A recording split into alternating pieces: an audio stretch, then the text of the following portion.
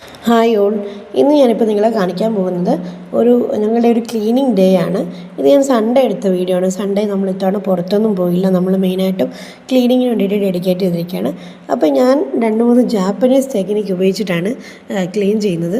സംഭവമൊന്നുമില്ല. Japanese എന്ന് പറയുമ്പോഴത്തേക്കും അവർ വളരെ മിനിമലിസ്റ്റ് ആയിട്ടാണ് ജീവിക്കുന്നത്. അപ്പം നമ്മളുടെ ഇപ്പോഴത്തെ ഒരു ലൈഫിന് മിനിമലിസ്റ്റ് ലൈഫാണ് ഏറ്റവും ചെയ്യുന്നത്. അപ്പോൾ ഞാൻ എൻ്റെ ക്ലീനിങ് പരിപാടി അടുക്കളയിൽ നിന്നാണ് തുടങ്ങിയിരിക്കുന്നത്. അടുക്കള കുറച്ച് ബോറായിട്ട് കിടക്കുകയാണ്. അപ്പം അടുക്കളയിലെ ക്ലീനിങ്ങിൽ നിന്നാണ് തുടങ്ങിയിരിക്കുന്നത്. പിന്നെ അതുപോലെ തന്നെ ഡീക്ലട്ടറിങ്, ബെഡ്റൂമിലൊക്കെ ആണെങ്കിലും കുറച്ച് വലിച്ചു വാരിയൊക്കെ സാധനങ്ങളൊക്കെ ഇട്ടിട്ടുണ്ട്. അപ്പോൾ അതെല്ലാം ഡീക്ലട്ടർ ചെയ്ത് എനിക്ക് വേണ്ടതും വേണ്ടാത്തതുമായിട്ടുള്ള സാധനങ്ങളൊക്കെ മാറ്റി വേണ്ടാത്ത സാധനങ്ങളെല്ലാം കുപ്പയിലിട്ടു. എന്നിട്ടാണ് ക്ലീനിങ് പരിപാടികളൊക്കെ ചെയ്യാൻ തുടങ്ങിയിരിക്കുന്നത്. പിന്നെ നെക്സ്റ്റ് നമ്മൾ ജനലും വാതിലുമൊക്കെ തുറന്നിട്ട് വായു സഞ്ചാരം ഉറപ്പാക്കും. അതുപോലെ തന്നെ ക്ലീനിങ് കഴിഞ്ഞിട്ട് ക്ലീനിങ് എന്ന് പറയുമ്പോഴത്തേക്കും ആദ്യം നമ്മൾ മുകളിൽ നിന്ന് താഴോട്ടാണ് അടിച്ചു വരേണ്ടത്.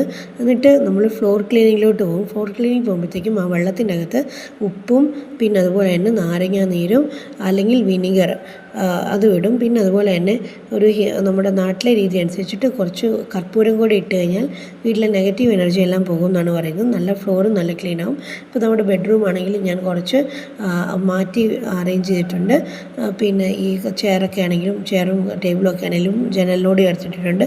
പിന്നെ ഇപ്പോൾ ഇവിടെ ഒരു ധൂപം കത്തിച്ച് വെച്ചിട്ടുണ്ട്. കാരണം നല്ല സ്മെല്ലൊക്കെ കിട്ടാൻ വേണ്ടിയിട്ടാണ്. ഇതെൻ്റെ ഒരു ഫേവററ്റ് പ്ലേസാണ്. ഇവിടെ ഇരുന്നിട്ടാണ് ഞാൻ പഠിക്കുന്നതും എഴുതുന്നതും ഒക്കെ.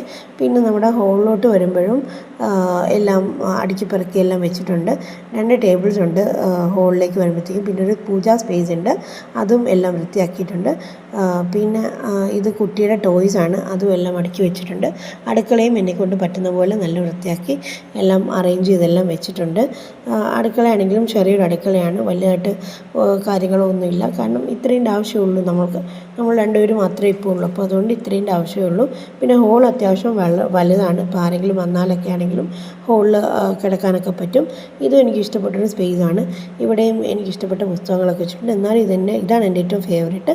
അപ്പോൾ ഇതാണ് ഞങ്ങളുടെ ഇന്നത്തെ വീഡിയോ എന്ന് പറയുന്നത്.